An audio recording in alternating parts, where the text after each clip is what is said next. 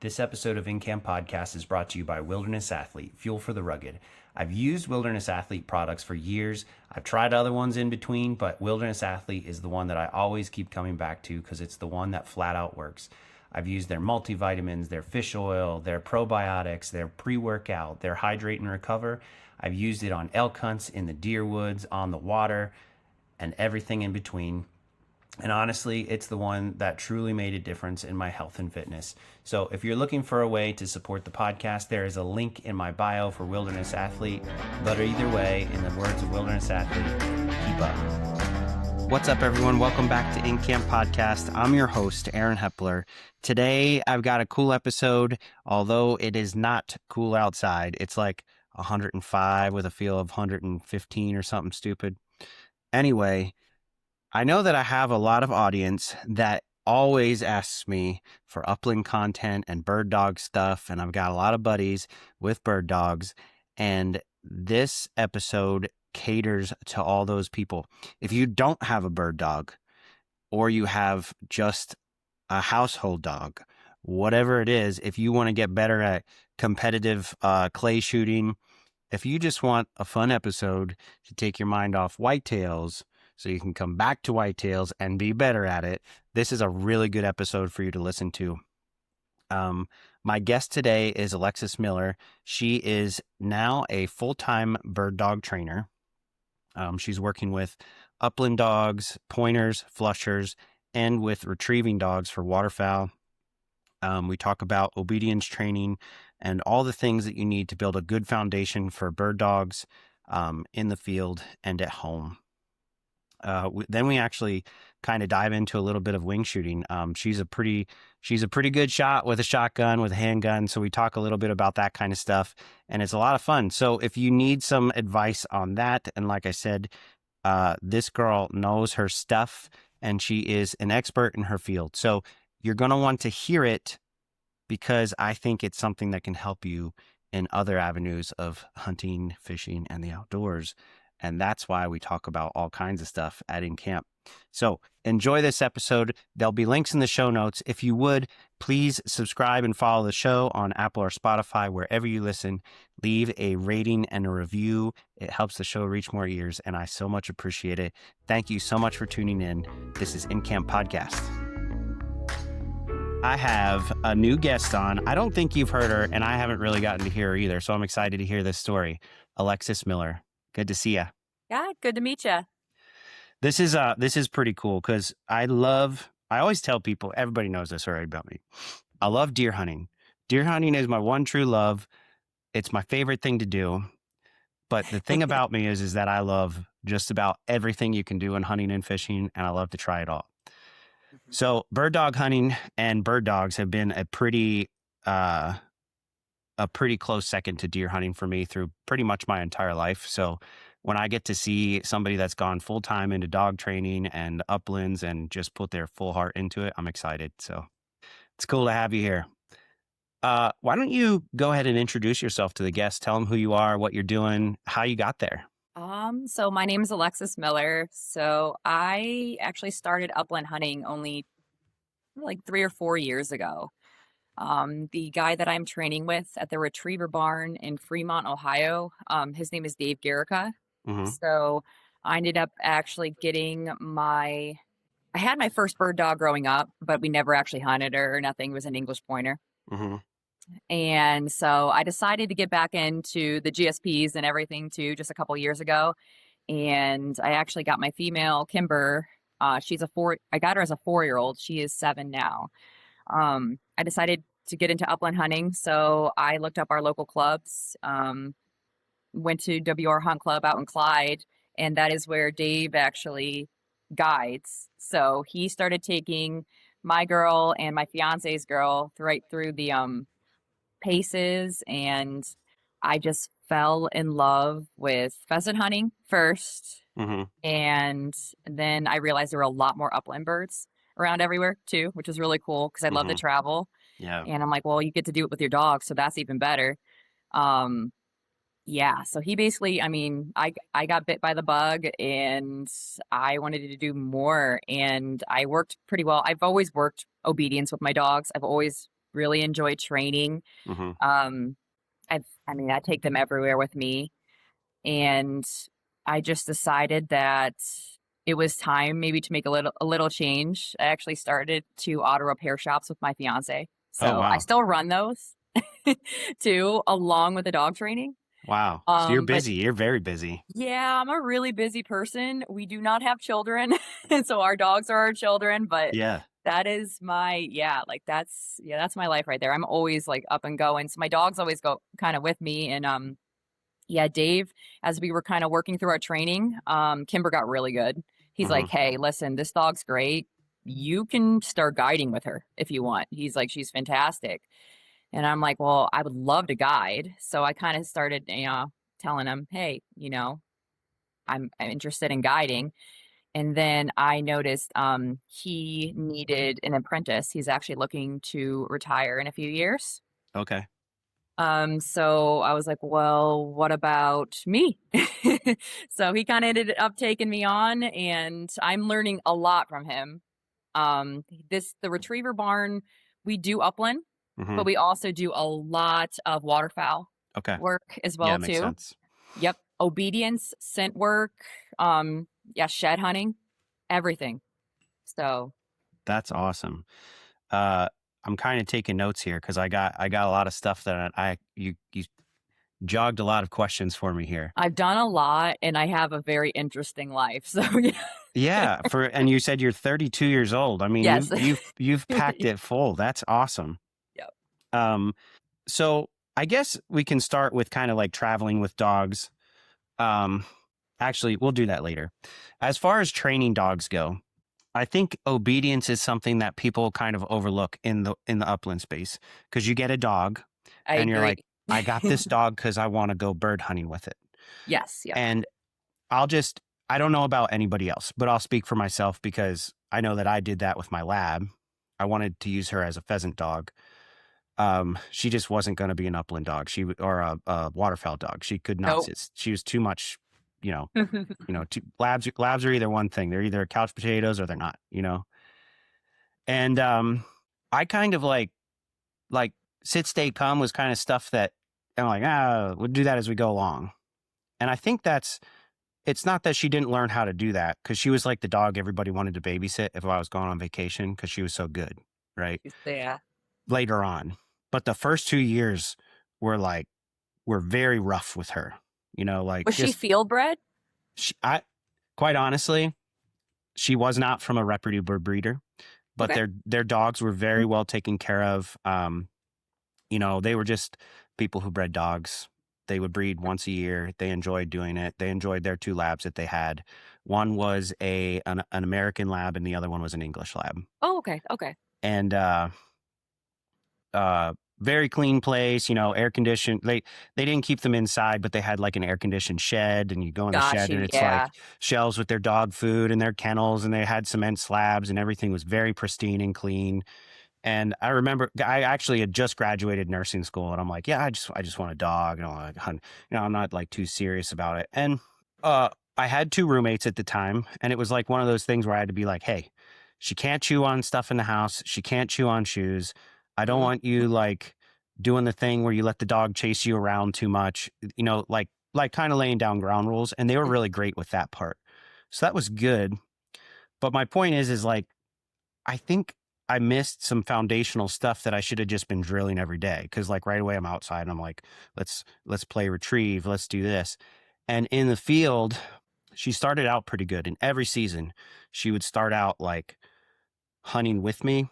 And by 3 or 4 weeks into a pheasant season, if the wind was in our face and she put her nose in the air and that pheasant was 200 yards down the field, she was gone. He was gone. And I could not, there was not much. I could like beep her. I could correct her with a e-collar, nothing, she was out. So I think some of those obedience things early on, knowing that she needs to trust me, that we're going to get to that bird eventually would have Mhm. helped. Do you see this often with people that are kind of getting a bird dog and missing those steps? Oh yeah. Yeah. I mean, it's just a common thing too. Um, I'd say that since I started working with the retriever barn and with Dave, I mean, I've always really been into obedience in general. Mm-hmm. I think, I mean, I have horses. I compete with horses and stuff like that too. Okay. So a lot of training, background, at least when it comes to animals and everything too. But Yeah.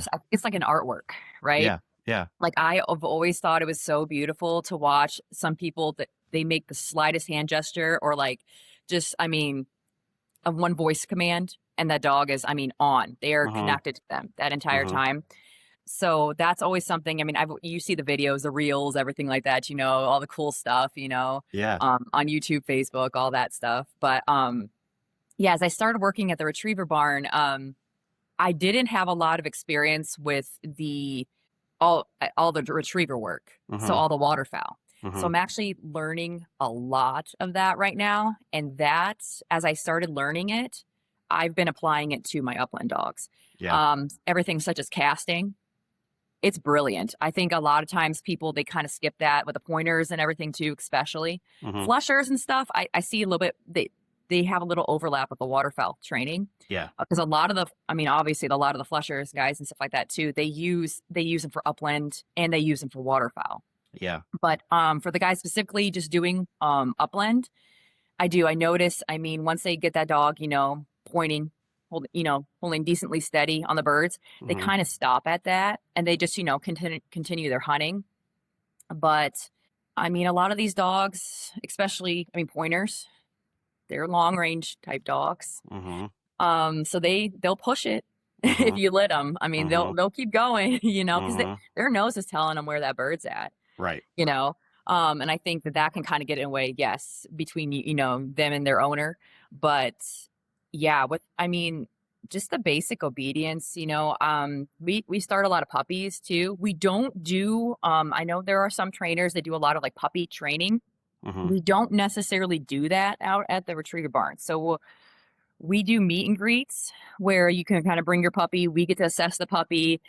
They get to assess how we work with the dogs Mm-hmm. specifically too. So we get to decide if in the future, in a couple months, when the puppy's ready and stuff too, that, we're the people you want to work with and Yeah. vice versa. Right. Yeah. Um, I think, we send them home with, homework like, hey, just practice, having your dog sit. Yes. Do the wing exercises with them. Maybe start a little whoa training too, Yeah. eventually too with them, just so they get used to maybe some of the voice commands, some of the things that you're going to instill later on in Mm-hmm. them, just getting them used to that kind of stuff. There's always, I mean, everybody does the bangs, pots and pans thing or whatever too. Basically, I just like taking the dogs around like loud places and stuff. Yeah. We're lucky. We got a lot of clay courses around here. I Mm-hmm. walk the dogs along the clay courses. Mm. People are Yeah. shooting simultaneously, walk them along. So there you go. There's your gun, get them ready, with the gunshots and everything too. But yeah, obedience to me, I mean, if you've got someone, with a new puppy starting and just, I mean, going to places like TSC, Yeah. Home Depot, Mm-hmm. and taking them places where, I mean, they're going to get distracted, Mm-hmm. just have patience, work with them along with that too. It helps you so much. And once you get into that field training, it's like butter. I Yeah. mean, it works so nice and smooth. The dog's happy, you're happy. I mean, everyone's good. And then you can start hunting. And I mean, you got those buttons on it. But yeah, I like to be able, I mean, my dog Kimber, I can hold her pretty steady up on a point. You can shoot Mm-hmm. other birds and stuff like that. She's going to hold steady on that point that entire time. But if I just decide at that moment, I'm done hunting at that moment, it's a rare occasion, but if I'm done hunting at that moment, if I tell her no bird, she's back to me. Right. Yeah. Yeah. She's calling off that bird and she's not going anywhere else. So Yeah. How old is Kimber? Kimber's 7 now. She's going to be she's like 7.5. Yeah.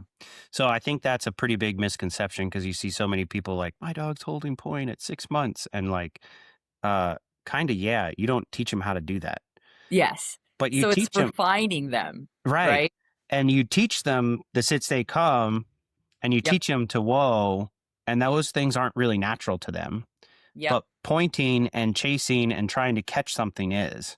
I feel like my dog Rue, he's 2, right? So this will be his 3rd upland season, and he's doing great. Like I killed like 24 pheasants on him this year, and he got up like 150. Like he did really good, but he's not super steady on point yet.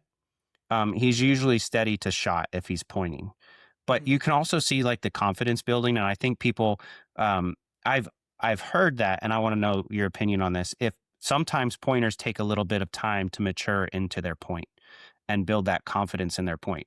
If he knows he can hold that bird, he will hold on that. He will be as rock steady as you've seen one. You know, if you get I brought Mhm. him on woodcock, did the woodcock thing this spring, like took him out training on woodcock, and woodcock hold Those are really. cool birds. They are so cool, and they hold really tight, so they're really great to train a pointer. But a pheasant kind of sucks, right? Yes. Yes. They run and they kind of diminish that confidence a little bit, and then you kind of have Mhm. to help build it back up. If there's a pheasant, he will hold really solid on that bird if he has confidence that he can. If not, you can tell because he's like, "Oh, hurry up!" You know. Yep, scrambling. So, do you see that sometimes where it takes more than a little while to get a dog to mature into that point and have the confidence they need to hold it?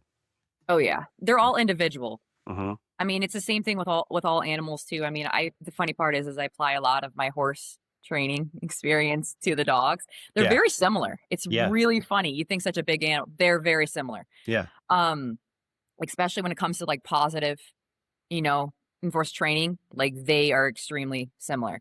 Mm-hmm. Um, no, I mean, I got lucky. So with Kimber, she had no hunting experience when I got her. Mm, Her owner actually passed away, and I mm-hmm. found out through some of my dock diving friends. I do a lot of water sports with the dogs.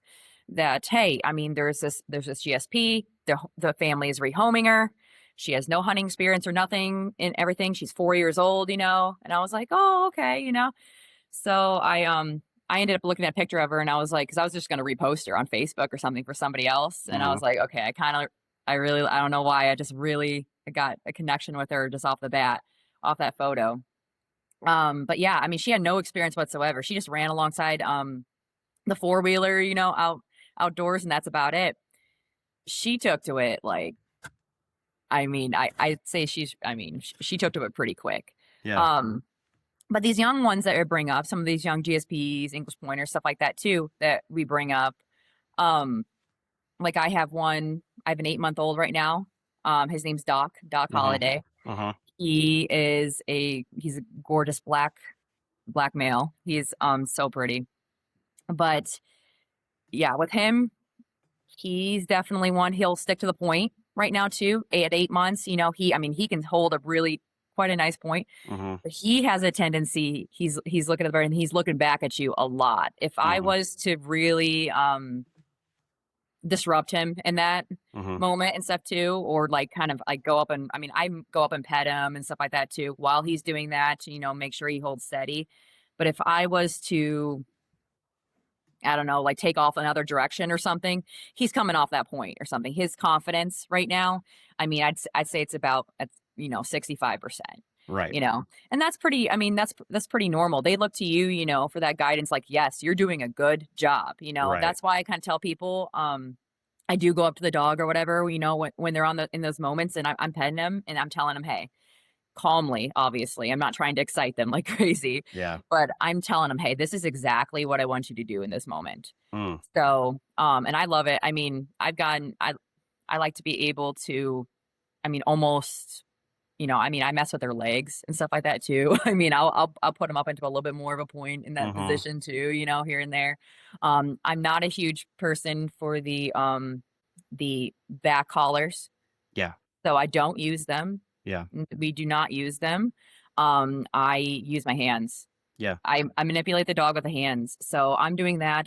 That's mainly for confidence building Mm-hmm. thing too. I like to start them without, I mean, I only use my collars for emergency recall. Yeah. I, I So I I agree. I can't speak this to everybody because some people do really well with e-collars, but yes. I feel like for me, if I can say come and he turns around and comes and I don't have to use an e-collar, it's a stronger command to Yep. him because it means Yep. he's working just as hard to and tell me if I'm wrong. It means he's working just as hard to learn upland hunting as he is to learn what I want from him while we're upland hunting. Yeah. Yep. No, I mean, and that's the thing too. Like, and I know many trainers, that do Hmm. use those methods. I'm not 100% like, oh my gosh, it's the worst thing in the world.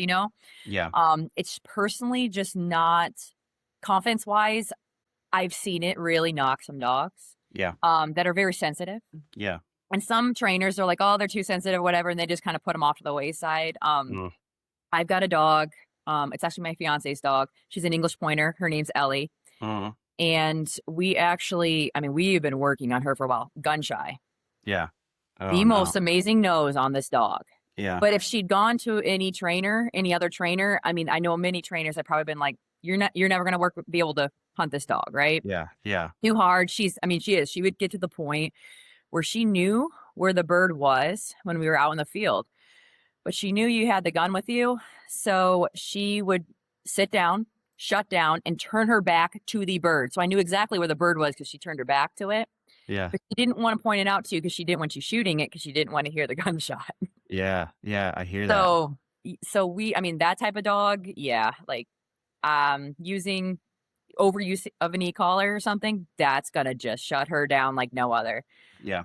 She's to the point now you can shoot over just fine. She retrieves, she does it all, and she's like, I mean, wagging her tail, she's super happy the entire time. It took us about 3 times the amount of time, I'm not gonna lie, but you can work with those dogs too. Yeah. Yeah. So I That's think, yeah, I mean, I think people kind of give up sometimes on some of these dogs a little too soon. yeah. That's very But cool. I actually ended up getting. I didn't have it for the season, but I ended up just getting one of those dog to tracking collars for him. oh, doctor, yep. Yeah, I had like an old sport dog, just an e-collar for my lab, and that's what I was using for him for a long time. And I would like if I couldn't see him, I'd either like blow my whistle Mhm. or I'd tap him to like say, "Hey, come over here," because I don't know where you're at. And you're when you're used to a flusher, like you can always see a flusher because they're Oh, you running can see all over. those suckers going right there. Yeah. Yeah, they're running all over the place. But for him, if he'd like pause or go on point, I was like, he's he's like he's like 18 inches at this 20 he's short, he's tiny. And I'm like, I don't know where he's at. And then you're kind of like, well, now I don't know if a bird's gonna go up if I walk, or if I don't know which way to walk to him if Yeah, you he's don't know which way to go. Yeah. yeah. So I got the tracking collar, not really for correction, but to be like, now I don't have to recall him when he's, It's good. Yeah. you know what I mean? I'm like, oh yeah, he's right over there. And that's pretty cool. They pair with your phone. I think it's a pretty cool collar. I think it's new for them. Newer. It's not like a GPS map. It is on your Mhm. phone because it's paired with an app and it works Yeah, an offline. app. So it's really cool. Um, could you explain to somebody who is kind of new to upland hunting or maybe looking into it? You mentioned casting. Tell me about casting. So with waterfowl Uh-huh. hunting, especially with all the retrievers, we teach them to cast. We teach them to go left, right, and back just by whistle and Uh-huh. hand signals. Mm. So the whole point, especially if you're doing field trials and stuff like that with those dogs too, um, is to be able to manipulate where that dog's going. And that dog, I mean, if I blast my whistle once, that dog sits, looks back at me, and I can send it off left or right Yeah. or over, as we say. So basically, waterfowl dogs, that is basic training. It is really interesting to see the difference kind of between the waterfowl training versus the upland. We were just kind of talking about that a little bit. Upland training to me, especially with these pointers, Uh-huh. I'd say 75% of it is their natural innate ability, their talent. Yeah. So it's their natural instincts. The other 25%, we're just smoothing all out all the rough edges. And I mean, we don't really put normally a lot of buttons on them, right? Uh-huh. I mean, they Uh-huh. naturally do what they were bred and born to do. Uh-huh. We teach them maybe to be a little bit more steady. We teach them, obviously, retrieving the bird, maybe bringing it back to us. That's, your basics right there. In the waterfowl training, you're going to be shooting a couple birds at a time, right? I mean, those ducks come down when they're coming down to land and everything too. I mean, you're going to be going to be shooting a couple. So these dogs a lot of the times are in stands or they're in um little yeah, they're either in a stand or they're in a blind. And you're sending them off yourself. So I mean, they hold steady until all those birds are shot because they can't be going out there. They can't be noticed and they cannot stir up any more birds and stuff too. So you only send them out when it's safe to send them out to go Right. retrieve all those birds. Right. Sometimes you're running a couple dogs at the same time. So yeah, the hand signals, sending that dog, if you know that bird dropped over, to the far left, part of the pond or wherever you are, up in the water, you're going to be sending that dog, in that general vicinity. We teach them to go and drive straight. So when we're sending them straight, they go straight lines, straight to, until they find that bird. Mm-hmm. And then they retrieve up to hand. So I like to kind of mix it up, yeah, with for the upland too, because I'm like, well, why not? Yeah. If I know that I saw some birds maybe land up in a certain area too, or I know that there's a specific area that there's always is birds, Sure. and my dog's kind of, piddling around, maybe there are some birds, up on another area too. If I can send my dog kind of over there and kind of cut over a little sooner, or if I know that the terrain is, a little sketchy in certain areas too, I like to be able to whistle and send my dog over in a more safe spot as well. Yeah. Especially if you're going to be, I haven't done a lot of it yet, but I always prepare for it when you're going to be hunting, mountainside. Mm-hmm. The terrain can get pretty tough. So if you do know, a little bit more lays of the land and a couple marks and stuff too, I like to be able to manipulate where my dog goes in those situations. I mean, that's definitely a thing for people that are hunting in like Idaho and hunting chuckers on those like steep cliffs. But Chuckers are, yeah. yeah, but when you're thinking about like PA or Ohio, you're not climbing like 3,000 feet to get a bird, but but you get to a part, and this is where it's tricky. If you're in Idaho and you're hunting chuckers, I'd imagine that you come up on a cliff fairly often. They get that exposure. Oh yeah. You can see steep stuff in Ohio, PA, these eastern states that your dog can't, or about it and your dog doesn't. And I find that sometimes where I'm like, dude, you can't go down there. Do not like, don't and you're like, it. nope, no, and get them to, like you said, cast over back to the left. Yeah, I mean, I've got Kimber, that dog. I do question, and I have her, like I said, I have her really dialed in. Okay. Yeah. Yeah. But I question because I do want to go outside Idaho and hunt some chucker, but she has no stop. Once she's gone, see her jumping off a side of something because like so I'm like I know I can stop her at most situations, but I'm like the situation I can, I'm like, I don't know, like there's certain dogs or whatever, they're a little bit more careful. She's not. Yeah. So yeah, that's one I kind of question a little bit. So I live kind of I live in a log cabin and there's woods behind my house, and there's always like bunnies or squirrels or deer. Oh, everything. Yeah. Yeah. And actually at first it was kind of a pain, but now it's kind of a good training tool because I can like whoa him before we go out the door, stop him at the gate, let him out and tell him easy. And he knows there's probably I can tell he knows there's something out there. As soon as he gets out, he's like nose in the air, like what's up? And he'll go to the edge of the yard if there's something out, and I can get him. Myself, I can get him to stop at the edge of the yard.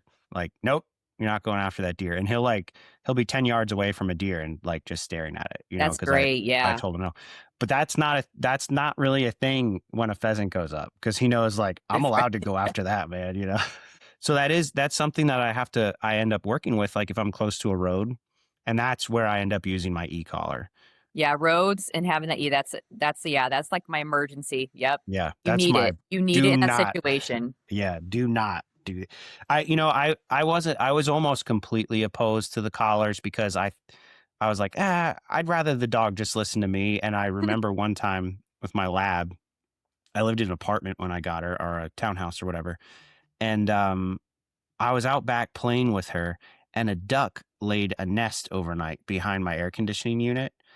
And the duck flew out behind the air conditioning unit, and she ran straight across the street, and literally a car stopped 5 feet from hitting her. And she was like 6 months old. And I was like, well, you're getting a collar because that's not happening, Yeah, I've got those spot on GPS collars Yeah, yeah, at they're the house. nice. Yeah, They're brilliant. You can have up to like 20. I mean, the Halo ones are good too. I just ended up with the spot on ones or whatever. But yeah, I mean, I can have up to 20 fences.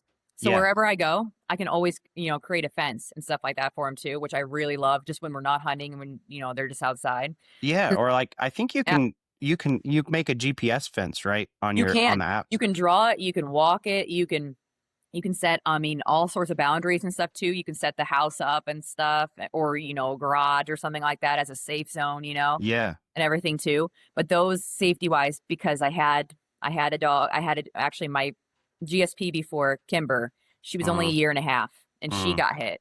Oh man. So yeah, and that was when I was like, no, something needs to change because you live in those, I live in the country too. So those back rural roads, I mean, Yeah, people fly down those roads, birds, yeah. I mean, anything can go across the road. So yeah. yeah, it's a good Well, safety. I think they're cool too, because like if you're traveling with your dog and you don't want to leash them up while let's say you're hunting WMA that you can pitch a tent on, and you don't want you can Yeah, like this dog I want it to go here and stay in the zone, but I'm gonna cook dinner or something, and you don't want to exactly. Yeah. kennel it or leash it. That's a cool thing to It's have. nice if they break the barrier too. It's got GPS tracking, and Right, it's exactly where the dog is. So, right, and camping with the family. That's yep. keep them in your campsite. That's cool. That's a cool feature. Um, What do you think about? So you said that Kimber kind of came to, and you and your fiance just noticed how much natural drive she had. Mhm. So tell me about drive is something that I think that you can uh, encourage and help a dog learn. But when a dog has that natural talent, what do you think the major difference is when you're hunting? So I think the major difference between like I'll compare it to like my male. He's got drive. He's Hmm. got good drive. Would I say he's got the drive she has? Not necessarily. Hmm. I think he'll hunt until he's tired, which won't take. I mean, it doesn't. I mean, it takes him a long time. Him being a GSP, Yeah. but Kimber's one I have to kind of pay attention to.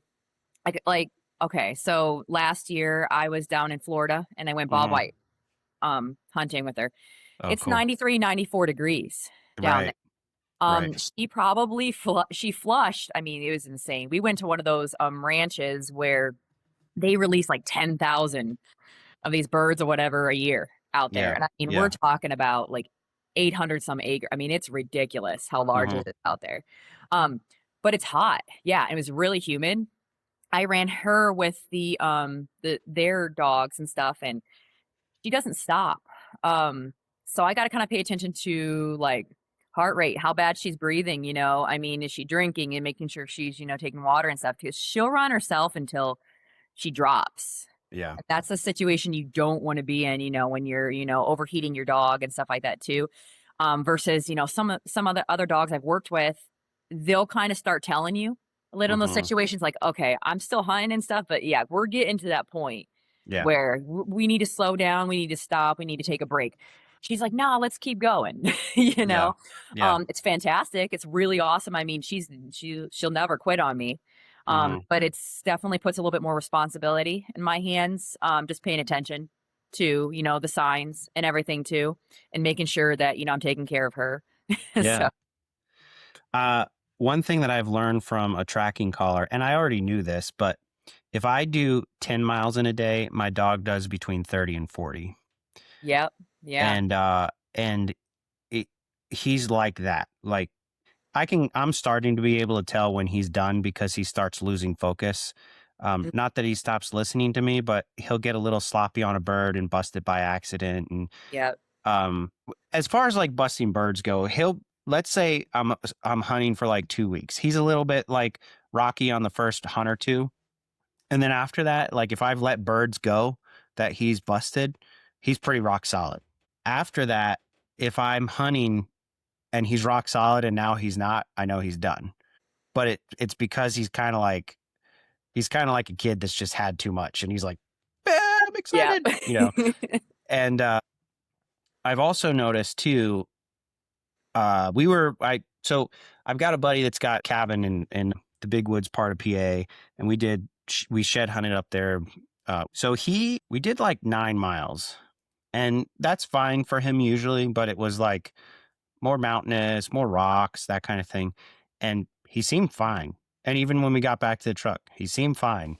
And even when we got back to the house, he seemed fine. And then an hour into being at the house, he's limping. This episode of InCamp Podcast is brought to you by Bird Dog Custom Woodwork. Premium materials made from wood with a whole lot of care and patience from my buddy Steve Notebart and his business partner. Check them out on Instagram at Bird Dog Custom Woodwork. They make some awesome things for your home that will turn into heirlooms one day. And they're doing some pretty cool stuff in the hunting space as far as making tail fan plaques, but anything you can really think of, cutting boards, tables, cabinets, all the things. Check them out. Thanks a lot. Are there signs that you look for to see when your dog's done like that? I definitely look for, when it comes to the panting, tongue over to the side. Obviously, I mean, if they are, almost to the point of convulsing, you've really went over that threshold. Like a lot of the more normal dogs and stuff too, that I work with, I'm specifically I look at their eyes a lot too. Yeah. They're going to show you if they're going to look tired up in their eyes, their bodies. Even if they're still running around and stuff like that too, they're going to start tripping over stuff. They're going to, you start noticing like they don't normally make that mistake and stuff too.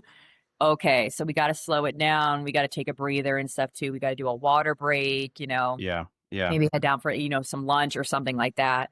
And then I always do check. I'm always in between, like if we're doing a really long hunt, I'm that person. I love assessing stuff too, because I'm a nerd, but I check their gums. I check everything like that too. I do basically a little check-in. So, I call my dog over and stuff like that, and I'm doing a full, check over and stuff mid hunt too, if I can too. But mid hunt, I try to do that as well. And it is like a live and learn, kind of situation, especially when you're getting used to your dog. If your dog's young, 2, 3 years old or whatever, you haven't hunted him with them, super long. Yeah. So you're kind of figuring out like, okay, like where's your stop button? Where do we, do this at too? Those are good suggestions, especially with the eyes, because now that you mention that, I think I've noticed that my dog has a tongue that's like this long. Oh, yeah. So if it's hanging out, it's like, well, he starts with it. And they are. They're like, they're going to be hanging out and stuff like that too. But if you can tell, you're like, wow, that dog looks like it's about to drop on, or just like that dog looks like it could use like, to lay down and stuff too.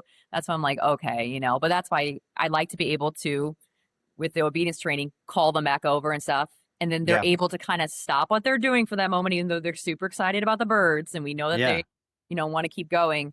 Mm-hmm. But I get them used to at a young age too. I try to get them used to, all the checks, the assessments, stuff like that, checking paws, ears, gums. I'm checking them top to bottom and everything. Yeah. Too, so. What have you noticed different about hunting with and maybe this could be very different, I think, with Upland versus Retriever, but what have you noticed different about a male versus a female dog? So it's funny. So with horses, I've always been a big gelding male fan. Mm-hmm. With the dogs, I love my females. Mm-hmm. I have some great males too, don't get me wrong. When it comes to Upland, I've always found, even a lot of the guys that I know that guide, they do love their females. They're kind of keen. They're a little bit, I'd view it as like the females, they just seem to be able to make split-second decisions a little bit quicker. Mm-hmm. Versus the males have always been super obedient with me, right? So sometimes I hear people, if they do complain about their, their female, they're like, oh my gosh, she just goes off and she does her own thing, right? And I'm like, I like Kimber, she's a little bit like that. Sometimes I'm like, well, why didn't she listen to me in this moment? She's right like 95% of the time, I'd say, like 95, 99% of the time. Yeah. I'm like, oh no, I don't know why she's over there. I really, they've never, there's never been, any birds on over there or whatever. Mm-hmm. And she's like, no, this is, where the birds are right now. Yeah. So with the females, I just find that, maybe when it comes to the obedience training, they have a little bit more of an opinion, mm-hmm. but I like their opinion. Yeah. Most of the time, I don't know. I like that character and that opinion too. But like I said, I've worked with some awesome males, and I never would turn down a great male. Like we're working with this one black lab right now. He's going to be doing upland and waterfowl, but Mm, he is like the coolest retriever dog ever. that's I cool. mean, this dog, you can send him and he will go. I mean, if you send him straight, he's going for miles until he gets that bird. I mean, it is fantastic. I mean, his obedience is like none other. So, I mean, there's that too. So, I think it's just a preference kind of thing with Yeah. everybody too. But I like a little bit of an opinion, and I like a challenge too. I like a little Yeah. sassiness. So, They are, I think they are sassy. And sometimes I think, like I said, my lab sometimes wanted to hunt for herself after the season was going on for a little yep, while. She's like, "You already got your birds." Like, no, no, I'm gonna catch my own. it's her turn. Yeah, I think kind of and maybe it's just the difference in me learning more about training a dog. But I think this dog will be like, "I'll die to get you a pheasant." You know what I mean? I don't know. Like I said, it could be. I think it's probably the difference in just learning. Like, honestly, he's my second true bird dog. Like I had a beagle growing up. Beagles are take a lot of patience. Oh yeah, they do. And I had when we had our lab, my wife and I rescued a 3-year-old lab, but not really rescued. We adopted a 3-year-old lab from a friend's grandmother, and she was just a knucklehead, not a very smart dog. She would fall asleep with her head in a bookshelf, and like you'd tell her, you'd be like, Jessie, and she'd like wake her and bang her head right in the top. She was a little dopic, but um, she did learn. Actually, that dog learned how to hunt and learned how to find a bird. And she was not very interested in hunting with you, but she wouldn't range really far like my other one because she couldn't. She had a lot of drive, but didn't have the ability to smell them as good or be in tune with them as well. And then I got this dog. So I think it's just a difference in learning. You know, you're just learning as a trainer as well. Uh, what about hunting with a pair of dogs? Do you hunt your dogs individually all the time? Do you hunt with them as a pair?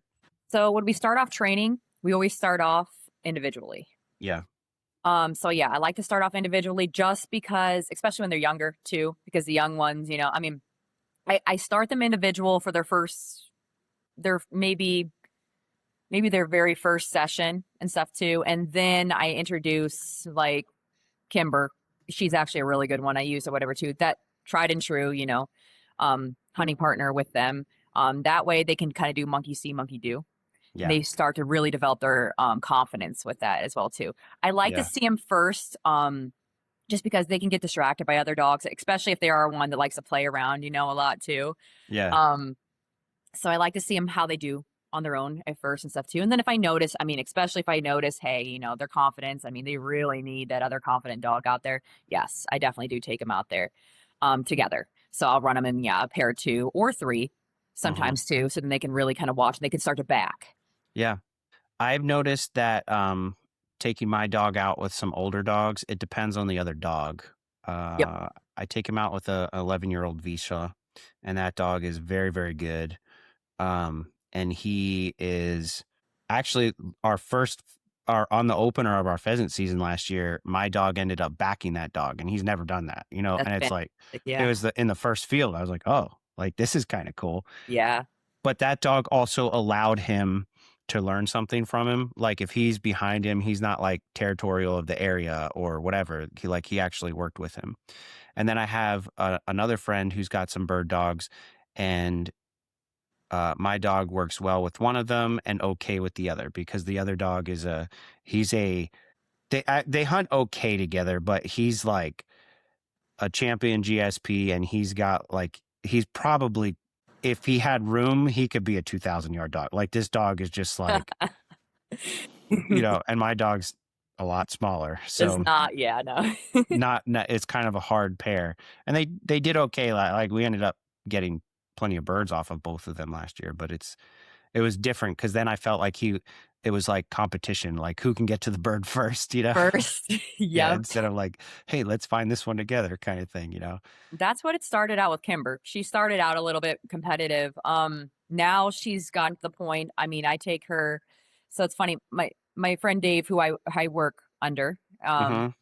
he's got Sender, a Uh-huh. GSP. She looks identical to Kimber. Yeah. That's Yeah. who helped train Kimber. Um, we use those, yeah, those older tried and true dogs. I mean, they are fantastic Yeah. because I mean, yes, we can kind of, mold and, shape, put some bells and whistles on the dogs too ourselves, but it's amazing to see what they learn from another dog just out in the field. Another really confident dog.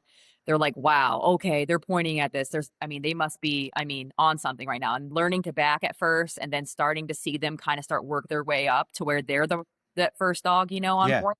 Uh-huh. That's like the best feeling. Very cool. That's the backing thing is amazing. And I didn't even know that. I'll tell you, I went on an upland hunt to one of my buddies who has Truth from the Stand podcast, Clint Campbell. We got invited to go. Well, he got invited and wanted me to go with him to a like a preserve in Virginia. And this is like a place where they've got like all these. It's cool. It's a cool place. It's called Cumberland Estates. They restore all these old historic homes around the area, and then they have like a base that you come back and they cook you dinner and all the things, right? But it's like for wedding parties and and they were kind of like starting to build activities there. So they have a guide that does waterfowl and quail. Like you come down quail hunting. That was the first time I've ever seen dogs backing. They had two setters. It was pretty cool because they had one of the guides had two setters and the other guide had a lab. And he would use the lab. The setters would go in, find the birds, back each other, and then he'd send the lab in and flush them all out. And it was Yep. like, I mean, they were obviously very regimented bird dogs because they would like hold until the bird, they would hold until retreat until you released them. And it was it pretty incredible. And I'm like, I didn't know they did that. You know what I mean? It's a pretty cool instinct to see. What is it? So we're gonna kind of take a turn here, not a big turn because it's kind of incorporated into the dog thing. But what is it about uplands that you really love? I think my favorite part is probably the landscapes. Uh-huh. Like, I mean, so I started and I was like, oh, I love shoot birds, right? Yeah. And that was before I had my own dogs on the birds. Uh-huh. So, and Dave would tell me, he's like, if you think it's fun hunting behind somebody else's bird dogs, he's like, just wait until you have your own, right? Yeah. Mm-hmm. So he's like, because when it's your own bird dog and it's your own dog that you've trained up, and stuff like that with yourself, like it's a whole nother experience. Um, Once I started training on my own and I started going out there, I'm like, I love going out and hunting these birds, but like I don't really care as much, now when miss whatever, I'm 100%. like, I mean, I'm obviously everybody goes out, and some days you don't get anything. Totally worth it to me every single time. I never regret a single time I go out with my dogs. Mm-hmm. I mean, I like to just sometimes, I mean, if it's not, a super busy day or anything too with the birds, we just sit out there and I let my dogs kind of run around and stuff too. And I mean, they just have a blast doing what Yeah. they love. Um, and it takes you, I mean, all these birds, I mean, they take you to the coolest spots, the Yeah. most beautiful places. And there's always more and more to, I mean, I'm looking like on Instagram about all the places that everybody goes, during the seasons. And I'm like, okay, so I got to add that to my list now next. And then I got to add that to my, list next too. Yeah. So Yeah. I love those. I do want to, one day I'm going to do the chucker thing in Idaho. That's probably, I don't know when that's going to happen, but one day I'm going to do that because that's amazing. I do think it's kind of a cool, I've talked about this before. I do think it's kind of a cool thing to be able to see those landscapes and not have the same type of stress that you might have if you're going for an elk or for a deer or a mule, yep. whatever it is. Like you could buy a 3-day license in premier, like South Dakota. You can buy a pretty inexpensive license in North Dakota, South Dakota, Iowa, something like that. And you can hunt your dog for 3 or 4 days, and you can literally do it for half or even a third of the cost that you might hunt a big game animal, but you get to have that experience and those cool things that are there. I think that's something that's pretty unique to the upland space. You can hunt the different Yeah. species, Don't have the stress of a tag Yeah. too. Like, You're I like, hope I oh, fill this. hope I fill this tag, right? Yeah. Yeah. Well, I think it's too like part of hunting a big game is like, yeah, like I'd love to have an elk in my freezer. I know if I'm going upland hunting to another state, I'm not really going there to fill my freezer. Like, yeah, am I going to enjoy what I shoot? Yeah, absolutely. I love to cook. I love trying different birds and that kind of thing. But I'm not like, yep, I'm going to get a year's worth of pheasant when I go Yep. out. You know, like that's not happening. You know? Yeah, it's all about the experience, which I think, that's really been the big thing. I grew up deer hunting, right? So deer Hmm. hunting, rabbit, coyote, all the Yeah, fun animals out, in Ohio and stuff too. yeah, Obviously we love our whitetail. yeah, Um, but and then I love deer hunting still. yeah. But I will say though, another aspect I've really, really enjoyed is the community with the upland hunting because it's all about the experience. So you just find so many more like-minded people that just they go out to, spend time with their dogs, spend time with their friends, decompress, Hmm. um, get away, from their jobs and everything too, and just to take a breather, you Yep. know. Um, and yeah, like we were saying, like you don't have really the pressure of a Yeah. tag or something, Like I'm the Right. kind of that person every year, being in Ohio, I'm like, okay, I buy a couple tags, right? And I'm like, well, we'll see what we see this year, but Yeah. some Yeah. years it works out, some years it doesn't work out for you, but Yeah. yeah. Uh, is there things that you think are like maybe name a couple of things that you think are the most important things to do when you're traveling to hunt with a dog? Definitely always pack med kits. Um, Yeah. that's something I've seen too many friends in my feed, that have had issues kinda along the way too, so definitely I mean, Mm. med kits and stuff too.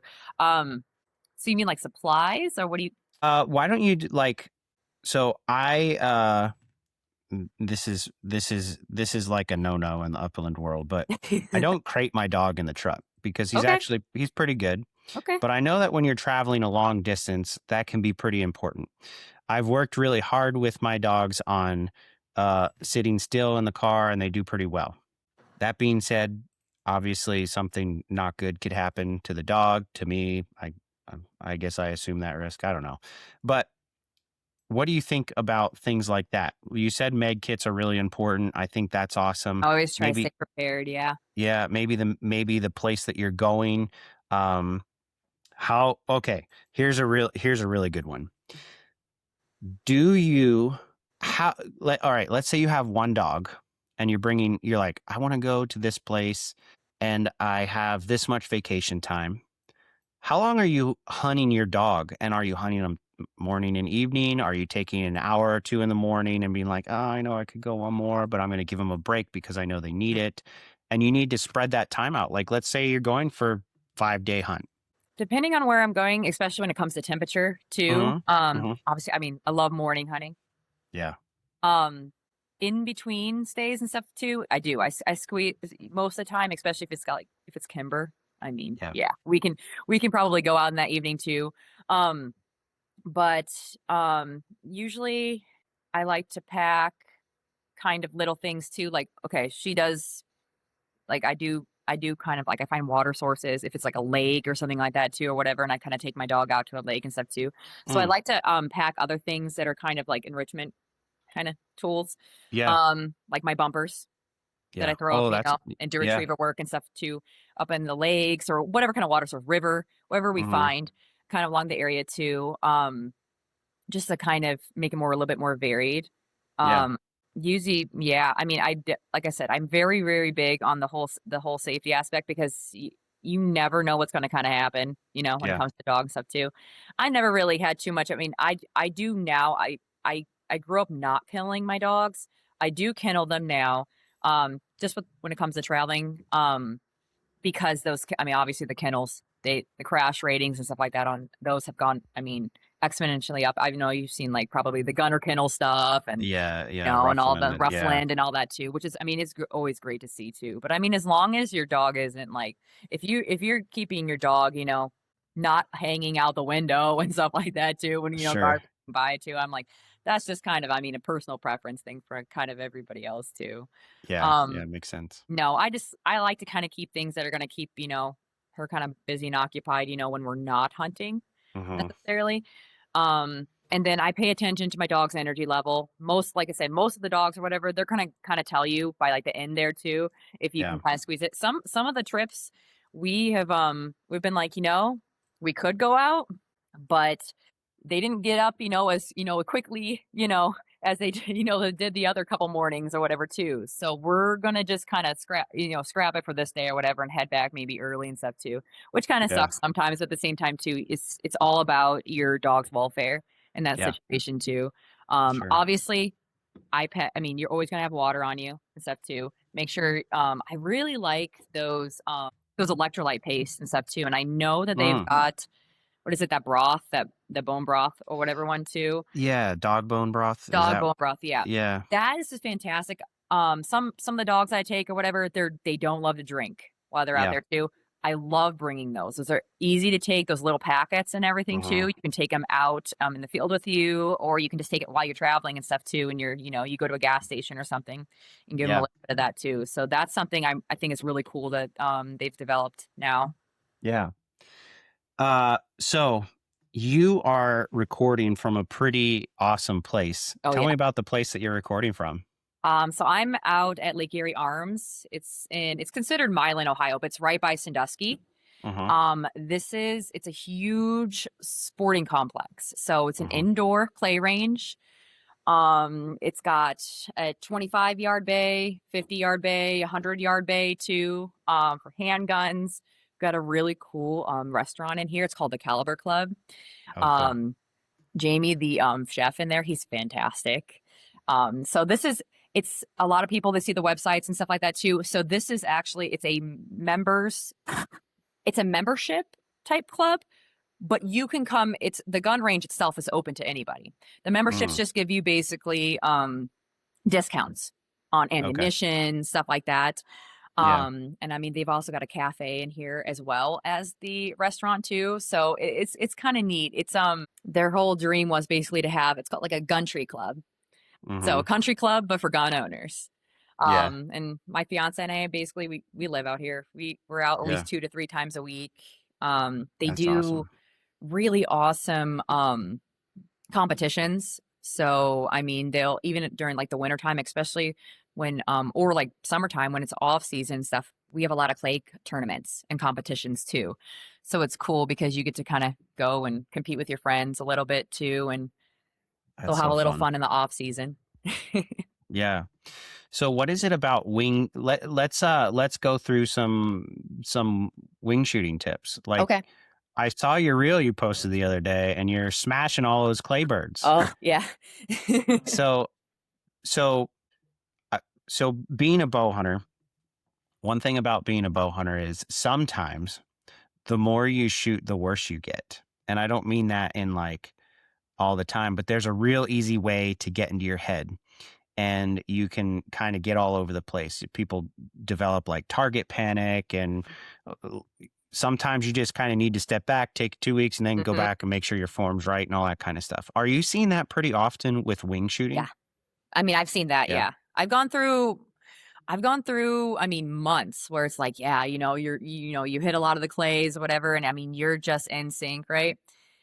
And then I think you get sometimes where, yeah, your head, it just gets in your way. You kind of start to overthink, or maybe something kind of distracts you at that moment too. And then you got to kind of recalibrate. I was just talking to a friend over Instagram, Stephen Biello. He's the Clays and Wings on Instagram there. He's actually an instructor. And I was actually talking to him a little bit about that too, about my shots from left to right. I'm like, I cannot get these. The ones that, I mean, just whip straight in front of you.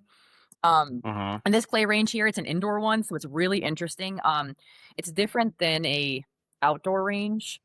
It's a different feel. So a lot of the people that I notice that shoot a lot, obviously at the outdoor clay ranges, when they go to Lake Erie Arms here and they shoot indoors, it's definitely a learning curve. It's just, I don't know if it's like the feel, and just because it's enclosed. And they obviously, you don't have the wind, right? Or anything to deal with like that too. So it is a little bit of a different feeling. So I've had to kind of relearn how to shoot indoors here as well too. Mm-hmm. But I do a lot of, I mean, I'll do like breath exercises and my inhale on and on my exhale and everything too. Kind of the same thing with my handguns because I do a lot of the tournaments with the handguns too. But there are moments, yeah, like I get right in my head too, and it'll be like a good week or two, and I'm like, I cannot hit a single thing, and I don't know what is Yeah. wrong. I'm using the same gun, same everything. Everything's the same. It's just I'm off. Entirely off my game, and I take time. Like sometimes I'll take, yeah, like a few weeks or whatever, and I come back to it. And I do Mm-hmm. notice that sometimes that can kind of help kind of, jog you kind of back into, the rhythm again Reset. Yeah. too. Because it is, Yeah. Yeah. a lot of the times, especially when you're learning how to clay shoot too, they're like, don't aim at the clay, the clay pigeon, Mm-hmm. which is so funny. Because, it's a feel. It's all on a feel. It's a Right. muscle memory. So Yeah. yeah, Yeah. Yeah.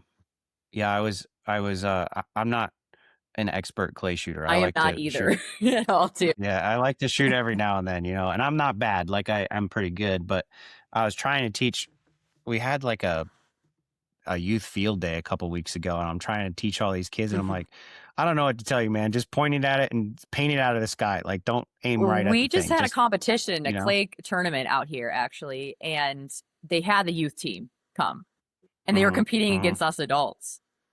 I mean, Yeah, they beat the crap out of us. I'm just saying, like the kids did kids great. are so good. When I was a kid, I could shoot way better than I can now, and I think it's You don't because you think don't. about it as much.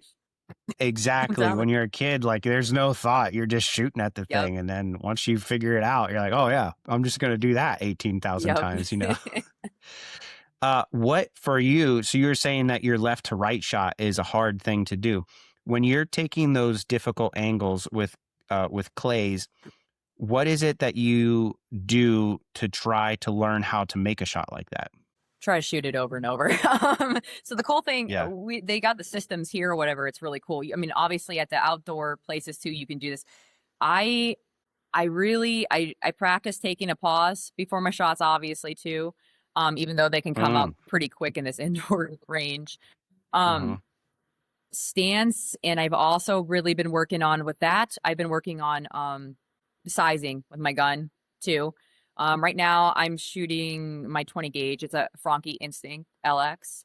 And being a woman, it's kind of hard sometimes too. So I grew up, I mean, I've shot everyone's, all my guy friends' guns and my fiance's guns and stuff like that too.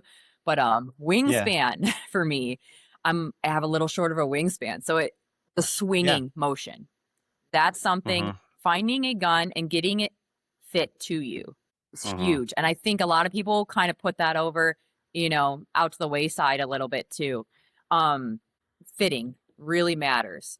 I mean, where you are resting, where your cheeks resting, that really matters. And especially when it comes to, I tell a lot of females too, it's hard when you take your boyfriend's, or your guy friend's gun and shoot it and stuff too, and it's too long for you. I mean, Right. yeah. So that's something. Another thing I've talked actually with my friend Steven about too, because there's a Siren series of women's shotguns out there too that I'm kind of going to be kind of looking at too, because from that left to right shot, I got to be able to swing it.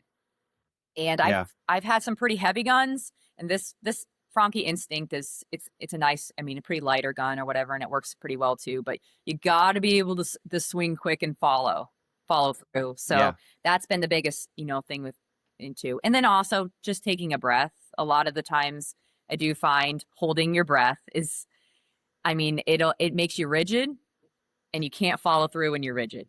So. Those are really good points.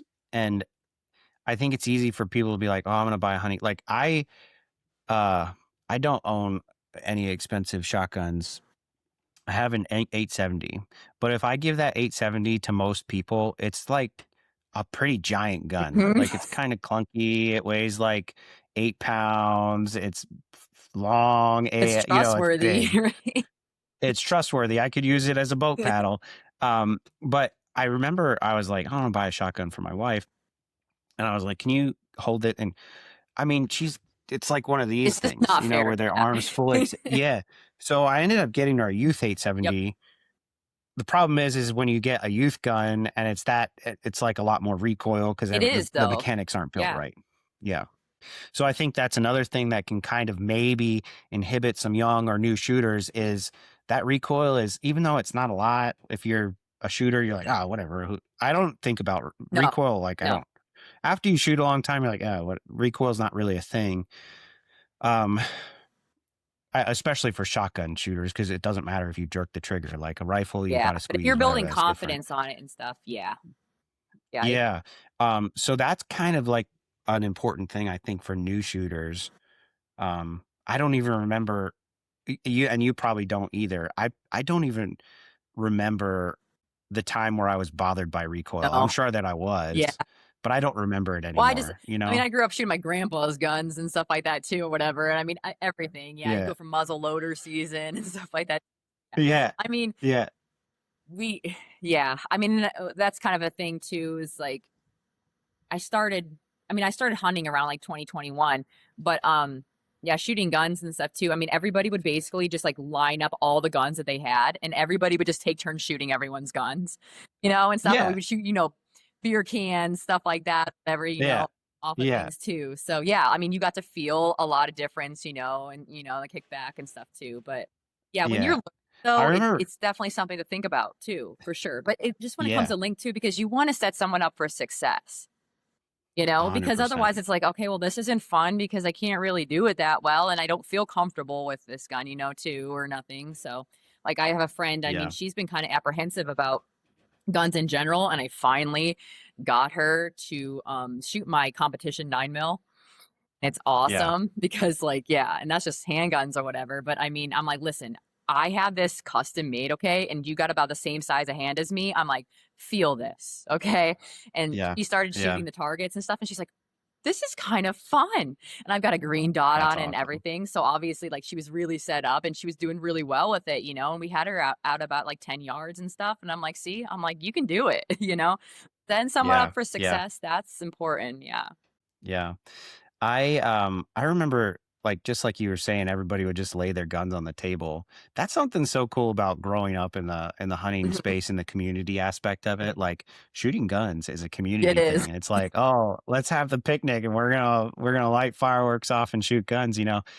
We I now I do kind of remember a little bit of recoil as kids because we would do that and be like, I can handle that gun. We'd be like out there with a Oh 300 yeah, wing you mag and think be like, or your grandpa's old sawed off or something and just go, yeah. yeah. I think the worst one ever though. My dad wanted me to hunt in PA you get a junior license and you can hunt. You don't have to buy extra stamps for Yeah. stuff, right? Or at least back then you didn't have to. And he was like, "We're gonna take you muzzleloader hunting." I'm like, "Dad, you don't muzzleloader hunt." He's like, "But you We have are a license for it, and we're doing it." And he had a buddy he's like, "I got a buddy. He's gonna let us borrow one." So he let us borrow this muzzleloader, and it was a 54. And it's a flintlock. Here you have to shoot flintlocks. That gun weighed like 18 pounds. It was like 45 feet long. You're just like, I'm like this 12-year-old kid trying to pick this gun up, and I missed every You deer I just shot brace at with it. yourself But against a tree and just, yeah. yeah. And it had one of those like very classic like stocks that had like the arm cut Yeah. out with the point, you know what I mean? And it's like pointy and it's like, surprised I didn't puncture a lung with that with that thing. But all right, tell me about your most memorable or one of your most favorite upland hunts that you've had with Kimber. I'd say even though it wasn't wild, it was probably the That one doesn't in matter to Florida. me. I know. I am like, so like, hey, listen, like Ohio, okay, we don't have a lot, okay, like Yeah. left in our areas, you got to travel out a little bit. But when we so I go down to Florida and stuff for I train with horses down in Florida for the month of February. And I was like, oh, it's Cool. still, kind of in season. And I'm like, well, what the heck? Let's go and, find some birds somewhere. So yeah, we went out to one of those ranches. I think it's called like Lightsey. Yeah, Lightsey Family Ranch. Uh-huh. And it was down by Wellington, Florida there. But it was so neat because I had never actually been on bob whites before. And I mean, so these suckers were like going up and like, gosh, coveys of like 5, 6, 7, 10. I mean, we had times where, yeah, That's there was like cool. 10, 15 of them come up or whatever. And Kimber hadn't seen that before either because she's used to, Yeah. pheasant and stuff too. Or, I train with my chucker. I have chuckers at home that I raise as well too for training. But yeah, when her first covey went up, and it was a good 5 or 6. She didn't know which one to freaking look at. I didn't know which one to shoot. So like we're both kind of looking at this like, oh my gosh. That was just a blast. I mean, because they've got a really Yeah. cool ranch out there. It's about as close to, I mean, they keep it very remote, very wildlife, Yeah. which is so cool. Yeah. And yeah, I mean, running her with those dogs and seeing how good she did with those dogs. I mean, the guy was like, listen, if you ever want to sell this dog, like I will buy her in a heartbeat, which made me feel so good. Cause I'm like, oh, I worked so hard with her, but, just watching her after, I mean, a few flushes, figure out, okay, so these suckers are going to be coming out in droves.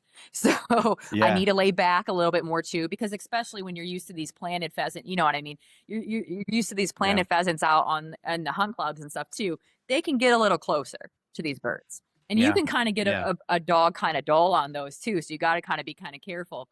So she was really kind of learning, like she kind of had to watch her step and stuff too. She was watching the other dogs. And I mean, by the end of that hunt, I mean, my fiance and I had such a blast. We probably saw a good 250 birds. And I That's mean, I had the amazing. GoPros on and stuff too. So I mean, we got some awesome Very footage. cool. A funny part too is they had these they dig out these holes, these watering holes for the dogs. Yeah. And it's Yeah. basically like a mud hole because I mean it's mud water. But the dogs, Yeah. they go cool off or whatever like that, and they take a drink in those or whatever too. And Kimber, she was trailing one that we had shot and stuff too. And she just ends up, and we caught it on some footage too. She ends up, I mean, you see her running, and then all of a sudden you see her just drop, and she leaves the picture. And she fell right into Nice. one of the holes, and I was like, oh my gosh, I hope she's okay. Because I mean, they're pretty, I mean, that's a good like 20 some feet in. I mean, they are Oh, wow. holes in there. Yeah. And she just dropped. She gets out and continues following the bird and grabs it up. And I was like, oh my gosh, because I was just waiting for like a whine or something, and I'm like, please don't get hurt on this. But yeah, that was a funny That's one too. amazing. But that was, I mean, it was really cool to kind of be in a different landscape than Ohio, right? I mean, they have palmetto grass and everything too, and I mean, all the trees out there. It was beautiful. Yeah, that's so cool. I love that story. So we're gonna end up having you back on to talk uplands because this was so Awesome, fun. yeah. And like I said, I've been following your content for a while now, and what you're doing is so cool. You're super passionate about it, and it really shows. So where can people find you? So Instagram is my main thing. I do have a Facebook. It's all under Hightail Huntress. Yep, I came up with that name, and I was just like, I don't know what it was. I was looking at Kimber one day, and I was like, I love the hightails and that the vibrate on the GSPs and stuff too. And I'm like, okay, this is what we're gonna do. And it was funny when I decided to do the page because I was like, I wanted to document all of the adventures, with my dogs and everything. And I didn't know I was going to be training dogs actually. I mean, I was like, oh, I'm going to work with my own dogs and do all that kind of stuff too. But now I get to work with everyone else's dogs. And I'm just getting, I mean, I made a lot of friends over Instagram. They're like, all right, so hunting season. Yeah. So I'm going to come up by you. You're going to come up by me, and stuff. And so, I mean, it's a really cool community, and I just love everything about it. I love the birds. I love the scenery. I love the dogs. And like I said, like I've been taking my camera out and stuff like that too. There will be days where I'm like, I set my gun to the side and I let everybody else shoot and I just take photos. Yeah. And they're like, don't you want to go and shoot? I'm like, I know I can go and shoot and stuff. And that's fun. I do have fun doing that. But like, I love watching the dogs and I love the birds in the flush. Like that's about for me. Yeah. I love that so much. So Hightail Huntress on Instagram, on Facebook. Thank you so much for recording with me. Thank today. you. This has been awesome. Well, that's a wrap. Thanks so much for listening. Check out Alexis in the show notes. Go ahead. You can see all the links for the partners and all that kind of stuff that you heard throughout the show. Thanks so much for tuning in week after week. I really appreciate you coming back and listening and giving me feedback. It's awesome to hear from all of you. So thank you so much. This is InCamp Podcast.